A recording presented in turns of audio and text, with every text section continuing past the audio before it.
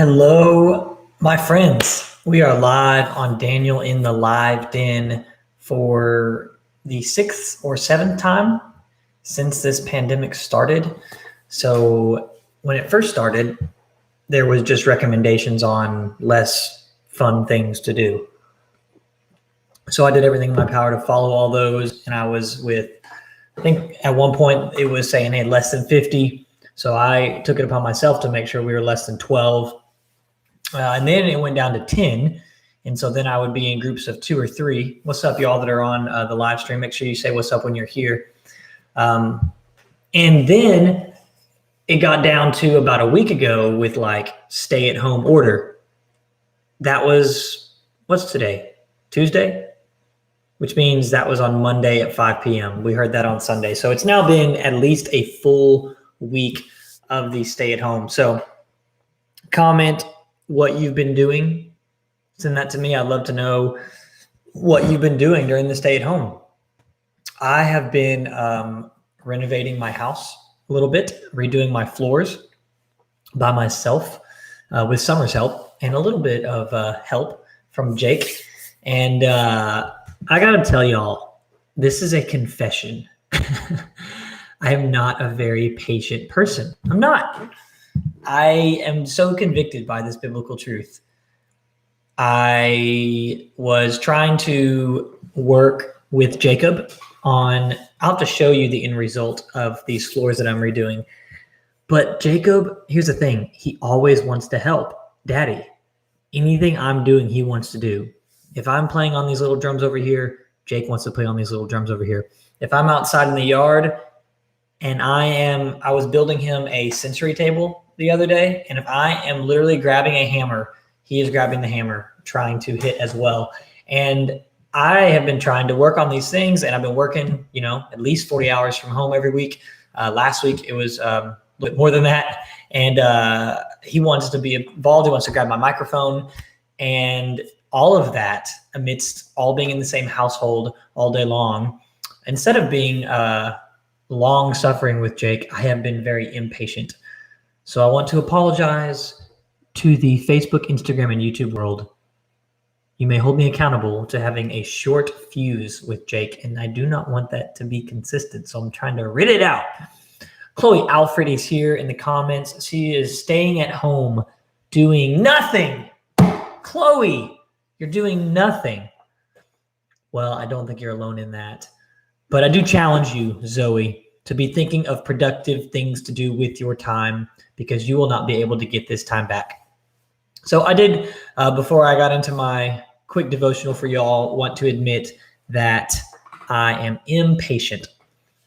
And I am like that with Jacob at times. And the psalmist in Psalms 56:8 we're going to look at today, and we're also going to look at another psalm. He is at times frustrated, and at times he cries out to the Lord. And in Psalm 13:1, he says this, okay? How long, O Lord, will you forget me forever? How long will you hide your face from me? Or the New Living Translation says, how long will you forget me, God? Forever? How long will you look the other way? And I think as students, sometimes we will be impatient. We want something now. We want something quick. We're used to getting what we want, and that is frustrating whenever we don't get what we want when we want it. If you have any comment on that in the comment section, put below what's something that you want quickly that doesn't happen, or you don't get it as quickly as you want. Any appropriate comments on that? I would love to hear from you. Those who are here or those who watch this later, discuss among yourselves, let yourself think about it. What are things that I want quickly that I don't get? But David, the interesting thing about David was it wasn't like he was trying to get ice cream. It wasn't like he was trying to let Netflix load or wait on just like, having fast food picked up for himself during a pandemic. David's life was much worse. A short synopsis of David. David was a shepherd. David was selected as the king of Israel, but he had to run for many, many years. I don't even know how many years. If somebody wants to research that, I would love to know that. of how many years was David running from Saul. It's not important to me right now. What's important is to say for years, the man was running from Saul. I mean, more than 3 years straight, he was running from Saul, I would say. And that is just a difficult place to be when you're running from someone. That's the man who wrote this psalm that said, "How long will you forget me?" David was chased down by Saul. David was almost killed by Saul. How many of y'all on your couch today is almost getting killed? And I'm not talking about Fortnite killed. I'm talking about real life, stabbed in the chest. Not many of you, right? But David was being chased down by a guy, and so his was arguably worse than us. David had it worse. He also lived in isolation. He was by himself in a cave. And so if you are with friends at all, or you can text a friend or you can call a friend, you've got the ability to talk to somebody. David, the guy who wrote this psalm, had nobody. My point in saying this is not to say that your concerns don't matter, but I'm just pointing out that the life of David was rough. Okay? And so sometimes we feel like no one's listening. We feel like we're all alone. And I just wanted to say today, for my short devotional, for anybody out there listening, parents as well, it is okay to cry. It's okay for men to cry. Jesus wept. David wept. Okay? These men, even the Apostle Paul wept. We've read all of this, and these are manly men. It's okay for men and women to cry and to let our emotions come out so long as we posture them in a way that honors the Lord. And so the bottom line is, I want to read the end of this psalm, and then I'll be gone for the day. But I did want to just check in with y'all today for Daniel in the Live Den. At the end of this psalm, I want to read Psalm 13:5 for you today. But I will always trust in you and in your mercy, and I will rejoice in your salvation. So here's my point to you, student. Even though David struggled in his relationship with the Lord, he always trusted the Lord. Or even though David had problems, he would cry to the Lord, but he trusted the Lord to help him solve his problems. The ultimate solution is Jesus. And he believed that, and he lived that way. Let me give you 2 references to show you that God really is listening, and God really is with you, student, in the difficult times, in the times when you're lonely, in the times when you don't know what to do but cry. Revelation talks about, the book of Revelation, not Revelations. You students out there, if you say Revelations, you're going to get under, it's like the sound of nails on a chalkboard when you say, I'm reading Revelations. Because there was only one revelation to John. He was on Patmos, on an island. Don't worry about Patmos. Some of you are like, what's Patmos? There's only one revelation. So in the book of Revelation, we're actually told, I believe it's Revelation 5:8. Let me look that up. Revelation 5:8. I have the internet right in front of me.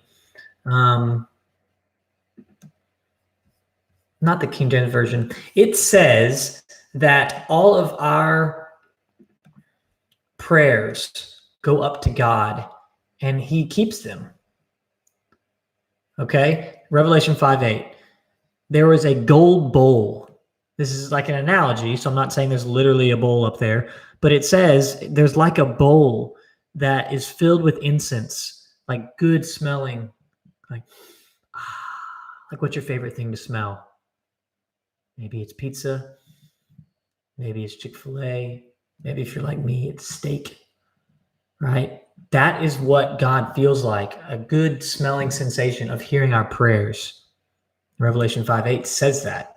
Your prayers are like incense in the nose of our Father. He's keeping them. He's listening to them. He cares. He doesn't not care. Jesus cares. Like Brother David preached on Sunday, he is the sinless sympathizer. He is a man. Jesus is. So anything that you can take to God, you can take to Jesus. Don't hide your stuff from him. Psalm 56:8 says this. You have taken account of my wanderings. You list all my tears. You keep track of all my sorrows. This is the New Living Translation of Psalm 56:8. You have collected all my tears in a bottle. You've recorded each one in your book. So all of the tears that you have cried to the Lord matter to the Lord. All of your prayer journals that you write to the Lord matter to the Lord. You can pray for things and expect him to do it if you ask in accordance with his will. Anything that you talk to your parents about or your guardians about your relationship with God, it matters to him. He wants to hear that.